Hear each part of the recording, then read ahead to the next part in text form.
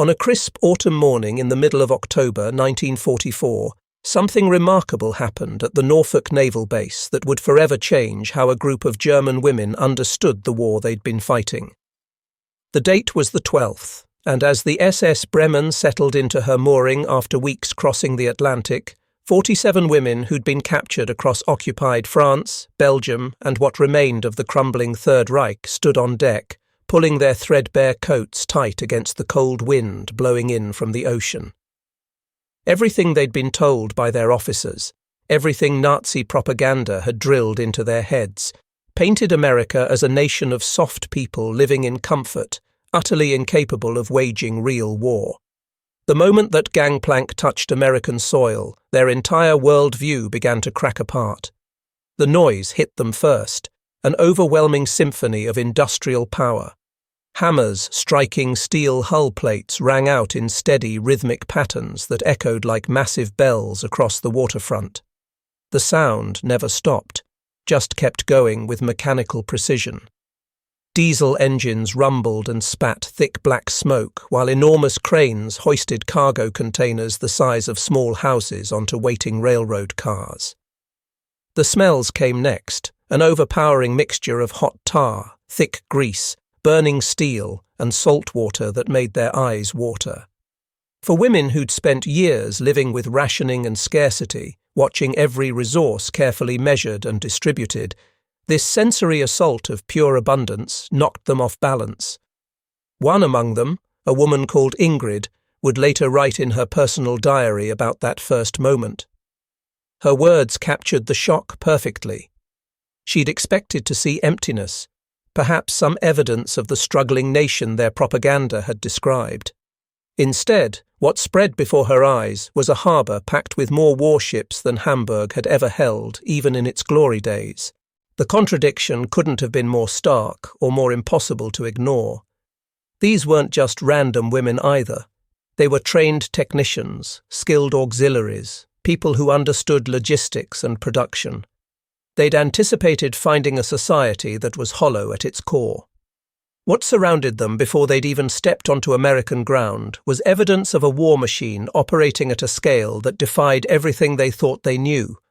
The Norfolk shipyard alone kept more than 40,000 men and women employed around the clock, and they were launching a complete Liberty ship every 4 days without fail. By the time the war finally ended, American shipyards would have constructed 2,710 of these vessels. That single number dwarfed Germany's entire wartime ship production combined. A young Navy lieutenant approached them, his manner formal but notably absent of hostility, speaking with a quiet civility that somehow made them even more uneasy than threats would have. The women's boots clattered against the wooden dock as they descended, their eyes darting constantly between rows of American soldiers standing at ease and the endless backdrop of cranes, cargo nets, and partially built vessels stretching toward the horizon. The silence among the German prisoners felt heavy, broken only by the shuffle of their feet and the constant rhythmic slamming of shipyard machinery working in the background. For the Americans going about their daily work, this was just another routine day. For the captured women, it felt like a revelation that turned their understanding of the world upside down. The very atmosphere seemed charged with constant movement and overwhelming power. They couldn't help but notice small details that told larger stories. A long convoy of military trucks sat idling nearby, their fuel tanks full, their canvas covers new and unstained. Pallets stacked waist-high held fresh uniforms in neat bundles. These women came from a nation that had been rationing basic soap and sugar since 1940, so these signs of casual, thoughtless plenty struck them like physical blows. One prisoner whispered under her breath in German, saying it wasn't possible, that this couldn't be real. Another woman clutched her thin scarf even tighter, as though she could somehow brace herself against something far more dangerous than the autumn chill cutting through the air. What they were seeing wasn't staged for their benefit, wasn't some carefully arranged tour designed to impress or intimidate captured enemies. This was simply how Americans lived during wartime, and that simple fact unsettled them more deeply than any propaganda film they'd ever been forced to watch back home. A Red Cross observer, present to make sure the prisoners received humane treatment according to international law, made a note that day about what he witnessed. He wrote that the women seemed genuinely disoriented, but not so much by the fact of their capture as by the nature of their arrival. The docks themselves appeared to have communicated a kind of power that went beyond mere military force. As guards guided the German women toward buses waiting to transport them inland, they caught one final glimpse of the horizon. Ship masts and industrial smokestacks stabbed upward into the grey sky like an iron forest stretching as far as they could see. That image would burn itself into their memories permanently, but this initial shock represented only the beginning of their education. The journey inland would take them deeper into the industrial heartland of the United States, past evidence even more staggering than what they'd witnessed at the Norfolk docks. With every mile the buses travelled, the contradiction between what they'd been taught to believe and what they could see with their own eyes would grow sharper and more impossible to deny. The military convoy pulled away from Norfolk just after midday, flanked by a pair of jeeps for security. The buses themselves were painted that distinctive olive-drab colour, rattling along the coastal highway with windows still streaked from sea salt spray. Inside those buses, the German women sat wrapped in tense silence, but their eyes remained drawn irresistibly to the landscape rolling past outside. They'd expected scarcity and struggle. Instead, mile after mile revealed America as an arsenal that seemed to have no end. The first real shock came mere minutes after leaving the harbour area behind. Shipyards stretched for what looked like city blocks, with steam and smoke rising from construction gantries where welders sent cascades of bright orange sparks tumbling through the grey afternoon air. Rows upon rows of Liberty ships stood in various stages of completion, some nothing more than exposed ribs and steel plates, others nearly ready for their launching ceremonies. A young signals officer among the prisoners, someone who'd actually studied naval tonnage tables and production statistics as part of her training, whispered in complete disbelief. She said one shipyard here contained more hulls under construction than existed in all of Kiel combined. The actual numbers supported her observation perfectly. Norfolk by itself produced dozens of destroyers, aircraft carriers, and auxiliary vessels throughout 1944. Across the entire nation, American yards were producing 18 million tons of shipping every single year, roughly 6 times Germany's complete wartime output from all sources. The rhythm of hammers and rivet guns echoed constantly through the bus windows like an industrial heartbeat that never stopped pounding. As the convoy pushed further inland, the landscape transformed from docks to factories. Smokestacks punctuated the horizon in every direction. Warehouses sprawled across acres of land, their walls stenciled with company names the women only vaguely recognized from intercepted American documents they'd seen in intelligence briefings. Ford, DuPont, Bethlehem Steel. One prisoner would later recall in an interview that it felt as though every town they passed was essentially a military barracks, every street functioned as a supply line. That's when they realized their own newspapers had been feeding them lies for years. This wasn't some soft, distracted population more interested in movies and jazz music than fighting. This was a nation completely at war, but somehow doing it from a position of comfort. The paradox grew deeper and more troubling with every mile the buses covered. Even the roads themselves seemed to be part of this overwhelming revelation. Modern highways carried steady streams of trucks loaded down with wooden crates, military vehicles, and spare parts. Gasoline, so desperately scarce in Germany that doctors had to ride bicycles to reach hospitals, flowed freely here, fueling a ceaseless motion of men and materials across vast distances. The women could smell it whenever the convoy slowed down, that sharp, sweet petroleum scent clinging to the warm autumn air. One of the American drivers, a sergeant named James Foster, actually chuckled when he overheard a prisoner gasp at the sight of hundreds of trucks lined up nose to tail at a supply depot. He muttered under his breath, though loud enough to be heard, that this wasn't even half of what was moving on the roads at any given moment. For him, this represented the mundane and ordinary. For them, it was absolutely unthinkable. At a rest stop outside Newport News, the buses idled beside a massive rail yard. Long lines of boxcars and flatbed cars stood ready for loading, each one stamped with white chalk marks indicating their destinations. Pittsburgh, Chicago, St. Louis. Giant cranes methodically loaded crates marked with serial numbers, and the sheer orderliness of the entire operation left the women feeling deeply unsettled. Back in the Reich, chaos had become the norm. Bombing raids constantly disrupted shipments, forcing people to improvise solutions. Shortages meant nothing ran on schedule anymore. Here, the logistics appeared clean, efficient, and absolutely relentless in their precision. The prisoners exchanged glances, silently taking stock of what they were witnessing. Several among them had been trained as analysts, their value to Berlin directly tied to their ability to assess production capacity from observed details. What they saw now, the frequency of train movements, the volume of materials being handled, the neat stockpiling of goods in organized warehouses, all suggested an enemy whose resources completely dwarfed their own nation's capabilities.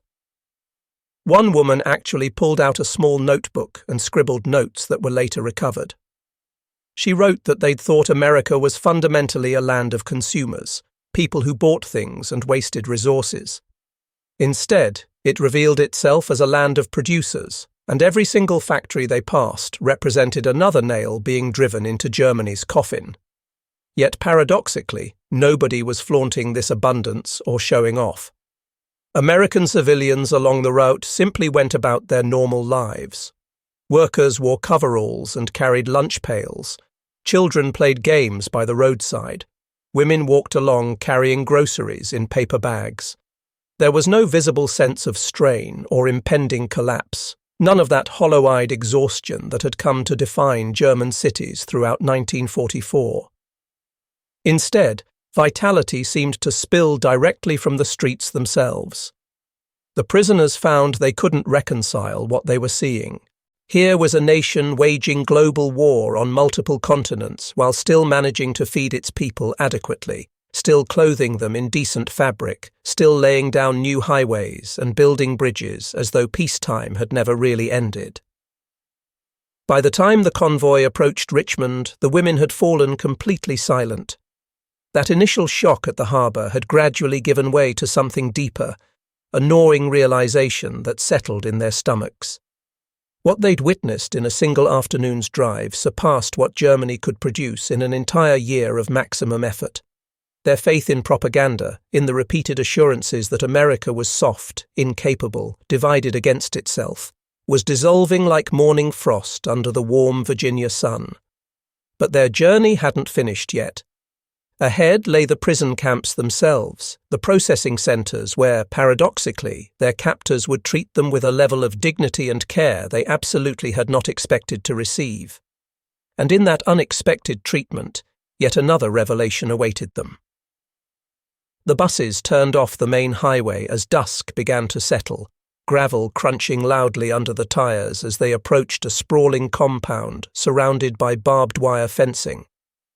The women braced themselves mentally, expecting to find filth, severe overcrowding, and casual brutality. German propaganda had consistently painted American prisoner of war camps as little more than open cages where captured soldiers were left to suffer. But as the main gates swung open with a metallic screech, another paradox revealed itself in stark detail. The barracks that spread before them looked far more like a well-maintained college campus than any kind of prison. Neat rows of wooden buildings stood in carefully planned lines, their roofs freshly tarred against the weather. Smoke curled gently from brick chimneys, carrying with it the unmistakable scent of fresh-baked bread wafting from a nearby mess hall. Beyond the residential barracks stretched tidy garden plots and an open field that had been marked out for recreational activities. One woman, a trained nurse named Hildegard, actually muttered aloud that it was impossible. She said these people lived better here than their own German soldiers did at the front lines. Inside the main processing centre, the shock only deepened further. Each prisoner received an identification number, had her photograph taken for official records, and was issued clean bedding that smelled of soap. Then came the thorough medical inspection. Dr. Elizabeth Crawford, a Navy physician with a brisk but professional manner, conducted examinations of each woman. She checked their teeth for decay, listened to their lungs with a stethoscope, and noted signs of malnutrition in nearly every single case. Through an interpreter, she told one prisoner directly that they'd clearly been living on approximately 1,200 calories per day, maybe even less. She added that American soldiers received twice that amount, even when serving in active combat zones. For the German women, the contrast was almost humiliating in its clarity. Back home, rations had dwindled over the years to thin slices of dark black bread, ersatz coffee made from roasted acorns, and watery stews that barely qualified as food. Here in this American camp, even prisoners of war were being measured for properly fitting shoes and vaccinated against communicable diseases as a matter of routine procedure. Ingrid would later write in her journal that the Americans treated them like patients rather than enemies, and she found it both an insult to their pride and a mercy they hadn't earned. The paradox extended well beyond just food or medical care. That same evening, the women were led to their assigned barracks, where clean cots with heavy wool blankets awaited each of them. Bars of soap and fresh towels had been stacked in neat piles near the washroom entrance.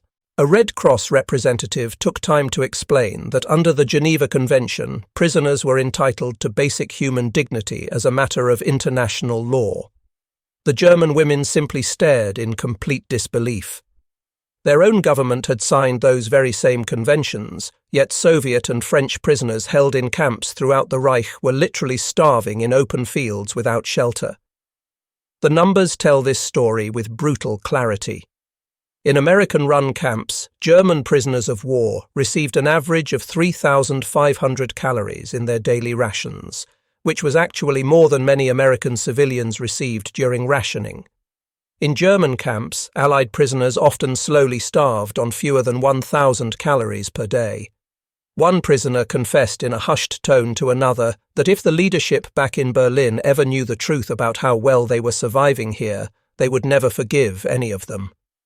The sensory details of that first evening etched themselves permanently into memory. The smell of genuinely clean sheets, the taste of white bread served with real butter at supper, the pleasant clatter of stainless steel cutlery. All of these represented symbols of plenty that felt almost obscene. In one corner of the mess hall, a prisoner actually broke down crying after biting into a fresh orange, a fruit she hadn't seen since before the war began. She whispered to those around her that to them this represented luxury beyond any reasonable expectation. Yet the treatment they received wasn't simple indulgence or kindness for its own sake. It was disciplined and purposeful. Guards maintained strict order firmly, and any attempt at escape would absolutely not be tolerated. But the basic civility itself functioned as its own kind of weapon, a subtle but powerful demonstration of American confidence. As one US officer remarked to a colleague within earshot of some prisoners, they could afford to treat captives well because they weren't afraid of them. The women lay awake that first night in camp, listening to the low, steady hum of an electrical generator and the distant occasional bark of guard dogs. For some among them, it represented the first uninterrupted night of genuine rest they'd experienced in months. For others, it felt like torment of a different kind. Being shown basic humanity by the enemy made the Reich's systematic brutality harder to justify or excuse. But everything they'd witnessed so far, the overwhelming harbour, the endless highways, the surprisingly comfortable barracks, represented only the surface layer of America's true power. Soon they would hear voices crackling across open radio channels and telephone lines, revealing something even more disorienting to their trained sensibilities. A war effort coordinated with a reach and efficiency that defied their imagination. The morning routine in camp began each day with roll call, a sharp bugle cutting through the cool autumn air. After breakfast, which consisted of scrambled eggs, toast, and hot coffee that tasted like pure luxury, the prisoners were escorted into a large common hall. There, for the first time, they heard something they'd been repeatedly told could not possibly exist. The open, unguarded pulse of American military communications. Radio sets hummed with constant activity, telephones rang frequently, and the steady clatter of typewriters filled every corner of the room. For women who'd been trained in signal work, radar operations, and military logistics, even the soundscape itself represented a revelation that challenged everything they understood. They leaned forward instinctively, their ears sharpening to catch every detail. Through the static, crackling from a shortwave radio set came voices speaking in clipped, efficient English. Weather updates originating from Kansas, shipping manifests being read out from New Orleans, naval traffic reports from vessels operating off the Pacific coast. What struck them as truly astonishing wasn't just the incredible breadth of information flowing through these channels. It was how utterly unguarded it all seemed. One of the Germans, a former radio operator named Lotta, whispered to those near her that they didn't even bother trying to hide anything. They broadcast openly to the entire world because they could afford to do so. Back in the Reich, secrecy governed absolutely everything. Communication lines were constantly monitored for security breaches. Codes were layered and cloaked in multiple encryptions. Paranoia governed every single transmission, no matter how minor. Here in America, the openness felt both confusing and genuinely terrifying in its implications. A U.S. Army sergeant noticed the women's rapt attention and explained casually, as though describing nothing particularly remarkable, that this represented just routine daily operations. He said they maintained thousands of radio stations, thousands of telephone lines, connecting every state, every military base, every ship at sea. The entire country stayed connected at all times. He simply shrugged, treating it as completely ordinary. But for the prisoners listening, it felt absolutely staggering.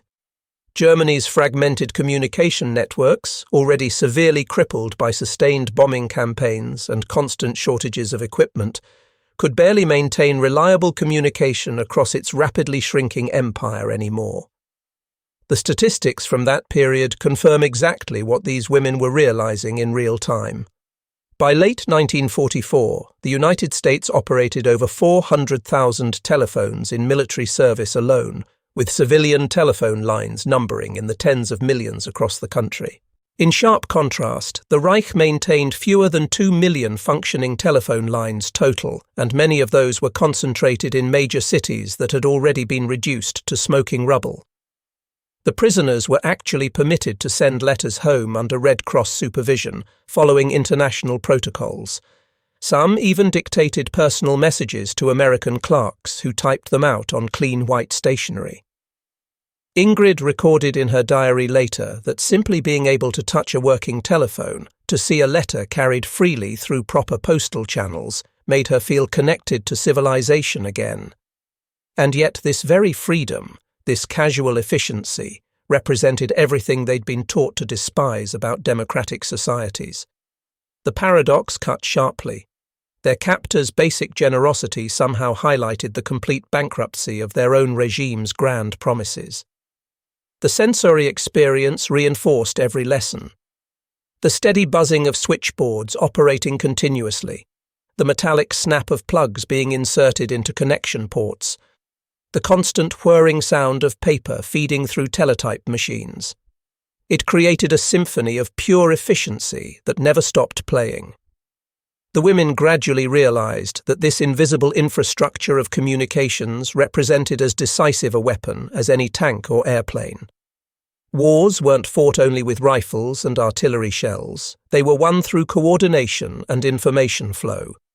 Hildegard, the nurse, later confessed during a post-war interview that she'd believed wholeheartedly that America was fundamentally disorganized, lazy, lacking any real discipline. Instead, what she witnessed proved that even their voices carried order and purpose. The war lived inside every telephone line, every radio wave. It was absolutely inescapable. But the Americans weren't showing off or trying to impress anyone. To them, this simply represented routine administrative work, nothing special or unusual. That very normalcy rattled the prisoners more than boastful displays ever could have. If this represented merely the background noise of a single prison camp located in Virginia, what must the full communication network of the entire United States sound like when operating at full capacity? That evening, as the women returned to their barracks, the weight of this paradox pressed heavily on their minds. They'd arrived as captured soldiers expecting humiliation and harsh treatment. Instead, they were being given repeated glimpses of a system so vast in scale that it seemed almost casual in the exercise of its overwhelming power. For the Reich, secrecy had always functioned as protective armor. For America, transparency itself had become a source of strength. And soon, the proof of that strength would become even more visible and undeniable. Their next organized visit would take them directly into massive aircraft hangars, where the sheer scale of American production would shake the foundations of everything they'd been told about air superiority. The first sensory detail that struck them was the smell, thick and heavy with oil, burning rubber, and high-octane gasoline. The scent was so overpowering it clung to their clothes and hair long after they finally left. The convoy of prisoner transport buses pulled up beside an enormous corrugated metal hangar, its massive doors yawning open like the mouth of some industrial giant. Inside that cavernous space, aircraft wings gleamed under rows of overhead lamps. Engines hung suspended from chains and cranes. Teams of mechanics swarmed over fuselages with a precision that looked almost choreographed. For the German women, most of them raised on constant tales of Luftwaffe superiority and German engineering excellence, the sight delivered yet another shock to their understanding.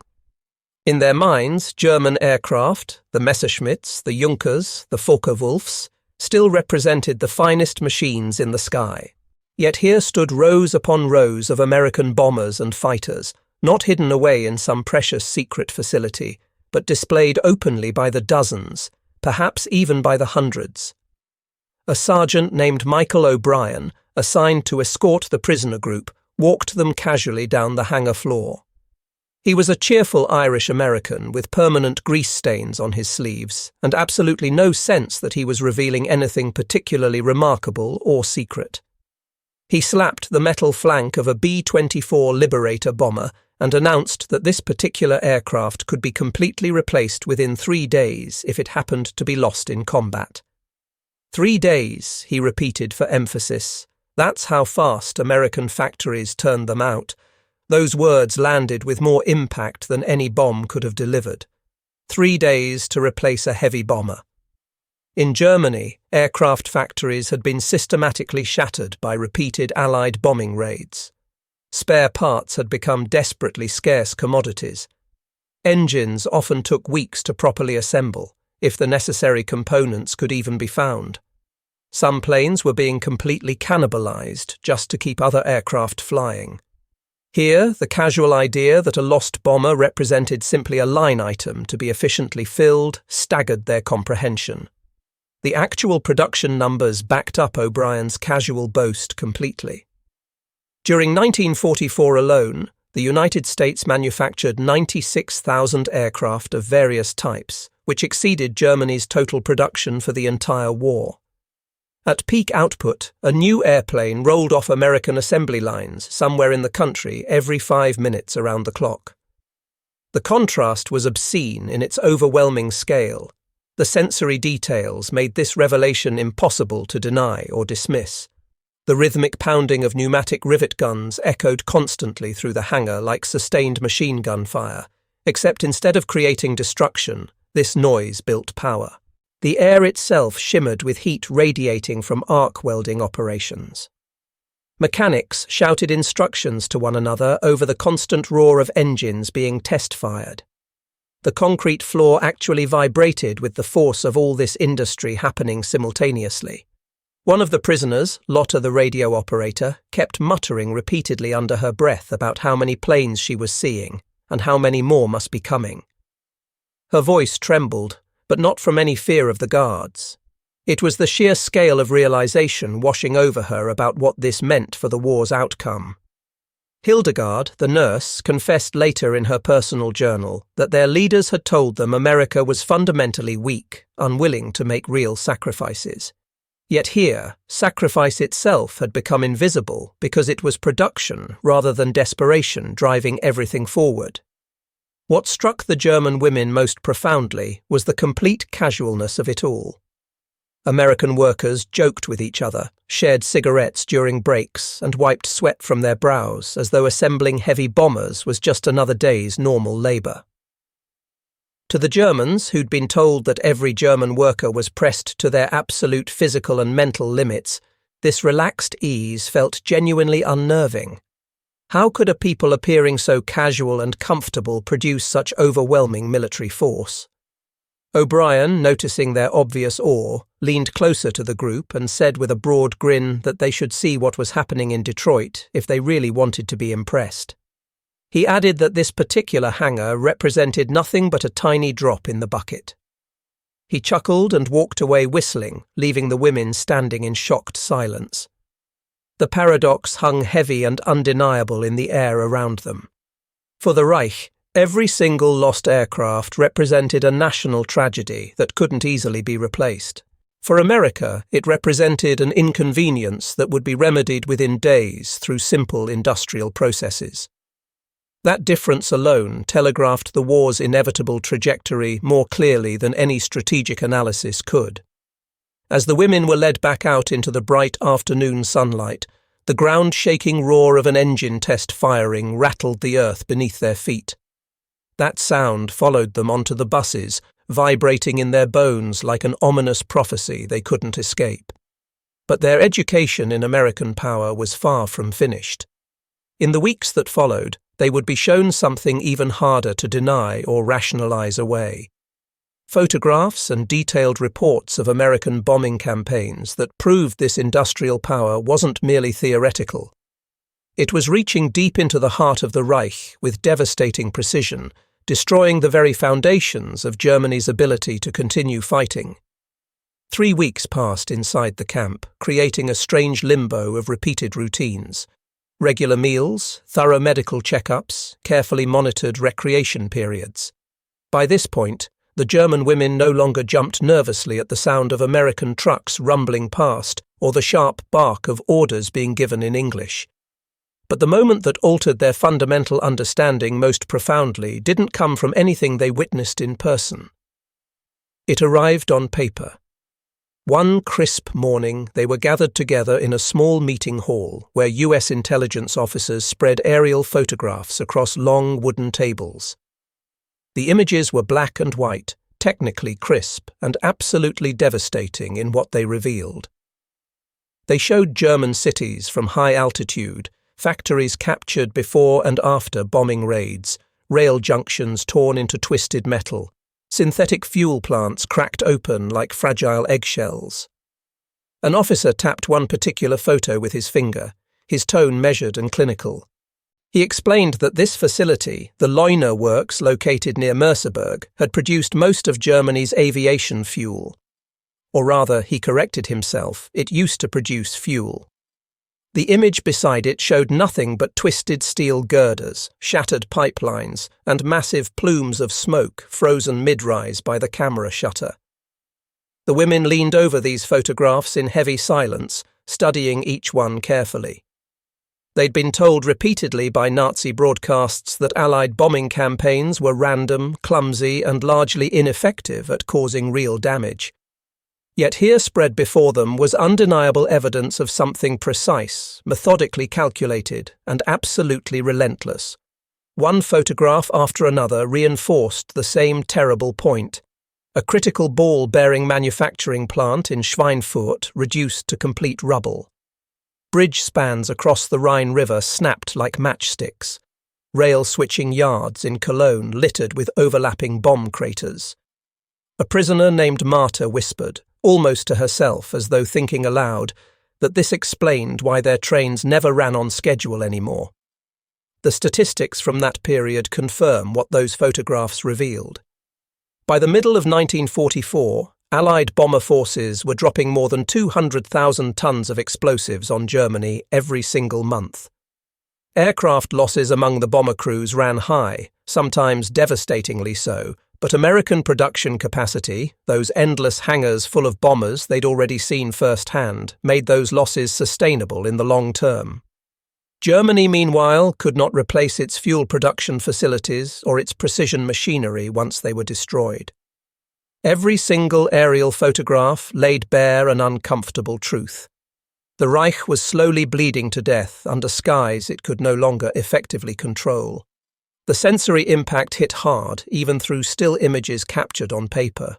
The women studied the jagged white scars of bomb craters torn into blackened earth, examined the skeletal remains of factories that had once buzzed with productive life.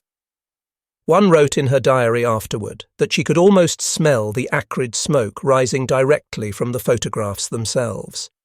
What shook them most deeply was the casual, matter-of-fact way the American officers presented these images. This wasn't theatrical performance staged for the prisoners' benefit. This represented routine intelligence analysis, something these officers sifted through every single day as part of their normal duties. To the prisoners, each photograph felt like a dagger driven into their remaining hope. To the officers, it was just another standard report in a stack of thousands awaiting review.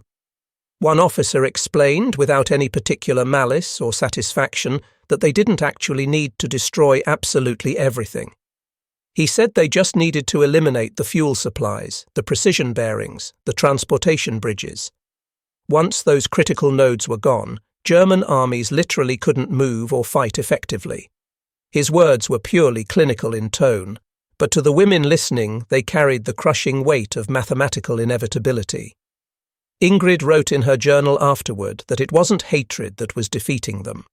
It was simple arithmetic, cold calculation applied with industrial precision. The paradox couldn't have been more stark. German propaganda had consistently painted America as reckless and chaotic in its approach to warfare. Yet what these women were seeing was cold, disciplined precision applied systematically. When the briefing session finally ended, the women walked slowly back to their barracks under a sky streaked with vapor contrails from training flights. For the first time since their capture, they felt as though even the very clouds overhead belonged to the enemy now. The Reich had told them the skies were theirs to command. The truth was being written in smoke and destruction above their homeland. But this new knowledge they'd gained carried with it a profound moral dilemma. Should they remain silent, protecting the comfortable illusion their country still desperately clung to? Or should they speak honestly, risking immediate accusations of betrayal and collaboration? That question would come to a decisive head with the unexpected arrival of a smuggled letter, one that would test both their remaining loyalty and the Americans' willingness to expose uncomfortable truths. The letter arrived on a grey afternoon, slipped quietly under the barracks door like contraband. It bore no official postal stamp, only a faint pencil scrawl across the envelope's face. Hildegard, the nurse, picked it up first, turning it over carefully in her hands. When she finally unfolded the thin paper inside, the other women crowded around her like moths drawn irresistibly to flame. It came from another German prisoner of war camp somewhere else in the United States, smuggled through an informal network of prisoners who'd managed to find ways to communicate between facilities. The message itself was short, written in hurried German script that looked rushed and desperate.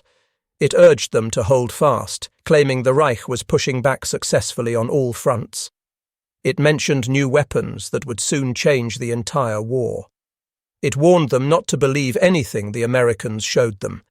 It insisted that final victory remained near.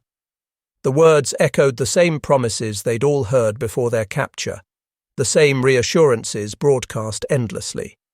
Yet now, after everything they'd witnessed in the hangar and in those devastating photographs, these sentences rang completely hollow. The letter's underlying tone of desperation spoke far louder than its surface bravado. Lotta, the radio operator, slowly shook her head. She said quietly that if Germany were actually winning, nobody would need to write letters like this. But Hildegard pressed the paper flat against the table, her expression troubled. She pointed out that this was still what their families back home were being told, what everyone in Germany still believed. She asked what would happen if their loved ones kept believing these lies while they, the prisoners, now knew something entirely different. The tension in that cramped barracks room thickened noticeably. Their lives in camp had already become shaped by uncomfortable paradoxes. They were being treated far better by their captors than their own regime had ever treated them. They were fed regularly while their families slowly starved. They were shown truths that directly contradicted the Reich's ironclad propaganda. Now, this smuggled letter threatened to drag them back into the comfortable shadows of blind belief. That same evening, an American lieutenant, one of the officers who'd shown them the bombing photographs earlier, addressed the women directly. He held the intercepted letter in his hand, making it clear they'd known about it all along. Speaking in halting but serviceable German, he told them they didn't have to believe him or trust anything he said. But he wanted them to know something important. America didn't show them lies because they didn't need to rely on deception. He then laid out a fresh set of aerial photographs on the nearest table. These images were even more recent than the previous batch. Rail depots in Frankfurt reduced to useless rubble. Massive columns of dark smoke from Hamburg that seemed to stretch upward into the sky forever. The contrast between that smuggled letter's desperate reassurances and these stark photographic images couldn't possibly have been sharper or more painful. For the first time since arriving, one of the prisoners, a woman named Greta who'd remained almost completely silent for weeks, spoke up firmly. She asked if Germany truly possessed such powerful new weapons as the letter claimed. Why weren't they stopping this destruction?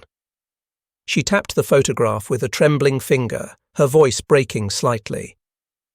The silence that followed her question felt heavier than any guard's shouted command. That night, very few among them managed to sleep. The sound of distant engines from a nearby pilot training airfield rolled through the darkness like an unending reminder. Their dreams filled with smoke, collapsing factories, and the nagging, persistent thought that perhaps loyalty had become nothing more than a habit born from years of fear. The letter had intended to steal their faith and commitment. Instead, it cracked their resolve even further. The question of what to believe no longer carried any easy or comfortable answer. And in the weeks ahead, as American guards began permitting more controlled visits into nearby local towns, the contrast between propaganda's promises and observed reality would deepen until denial was no longer psychologically possible. Spring arrived in 1945, bringing with it a strange, heavy silence. The barracks that had once buzzed constantly with rumours and hushed disbelief grew quieter with each passing day. Newspapers, deliberately left in common areas by American officers who wanted the truth seen, announced the fall of one German city after another. Cologne, Dresden, Frankfurt. Each bold headline represented another nail being driven into the coffin of any remaining certainty. By April, whispers reached even these isolated German women prisoners. The Führer was dead. The Reich, which had claimed so confidently it would last 1,000 years, had collapsed in barely 12. The women sat on their wooden bunks, staring at one another in numb silence, completely unable to reconcile the world they'd been raised in with the world they now saw crumbling into ash and defeat. Ingrid wrote in her diary during those final days that they'd come to America as soldiers of a nation that believed itself destined to rule all of Europe. Now she could see clearly that they'd been nothing but children, fed elaborate stories and comforting lies, while America had been steadily building a world that existed beyond their comprehension. The US Army began making preparations for the prisoners' eventual repatriation. The women received clean uniforms, underwent final medical examinations, and were given rations for the ocean voyage back home. Some wept openly at the thought of seeing family members again after so long. Others felt genuine fear about what might await them in a defeated, starving Germany. For all of them, the journey carried a haunting paradox they couldn't escape. They were leaving behind comfort and order in the land of their enemy, returning to chaos and ruin in their own homeland. Before departure, a Red Cross officer presented Ingrid with an unusual decision. She could carry a message home, not a personal letter to family, but an official report to German authorities. Washington had debated the risks involved. Would her words simply be dismissed as enemy propaganda, or could they potentially serve as proof of the utter futility of continued resistance? Ingrid's account was deliberately brief, but completely unflinching. She wrote that America's strength was not fabricated lies. It existed everywhere throughout their society. In their machines, their factories, their abundant food supplies, their fundamental unity of purpose. To continue fighting this war represented nothing but pure madness. When the ship carrying these women finally docked in Bremerhaven, her report was sent up through the proper chain of command. The reaction proved entirely predictable. German officers dismissed it outright, labelling Ingrid either a traitor who'd sold out or a gullible woman who'd been seduced by American trickery and propaganda. The truth she'd witnessed was simply too large, too overwhelming to fit into their shrinking, desperate ideology. But for the women themselves, the truth couldn't be erased or denied regardless of what officials claimed. They had seen aircraft rolling off assembly lines faster than they could possibly be destroyed in combat. They'd eaten meals more abundant than their own families could dream about. They'd walked through streets where children played freely without constant fear of air raids. What they carried back inside their heads was not just fading memory, but direct lived comparison, a stark contradiction to everything the Reich had promised them. Years later, some of these women would tell their children and grandchildren about that surreal journey to America during the final year of the war. They didn't speak about it with shame or as a story of humiliation. They described it as an awakening, an opening of eyes that had been deliberately kept shut. They recalled with perfect clarity the ringing clang of shipyard hammers, the endless rows of military vehicles, the casual freedom of speech they'd overheard in every cafe and on every street corner. These were impressions that no photograph or speech could ever erase from memory. They had arrived as prisoners of a regime that called itself invincible and destined for greatness. They departed as witnesses to that regime's fundamental delusion. In the end, what unsettled them most wasn't America's bombs or its military might. It was America's abundance, its seemingly relentless capacity to create and produce, its fundamental refusal to bow before scarcity or hardship. This wasn't clever propaganda designed to fool them. This was simply reality, observed directly and impossible to explain away. They had come believing themselves part of a conquering force. They left as unwilling students who'd received an education they never expected. In the final analysis, America's greatest weapon proved to be not its impressive arsenal, but its living proof that freedom, when properly matched with industrial capacity and unified will, could outbuild and outlast any tyranny, no matter how confident or ruthless it believed itself to be.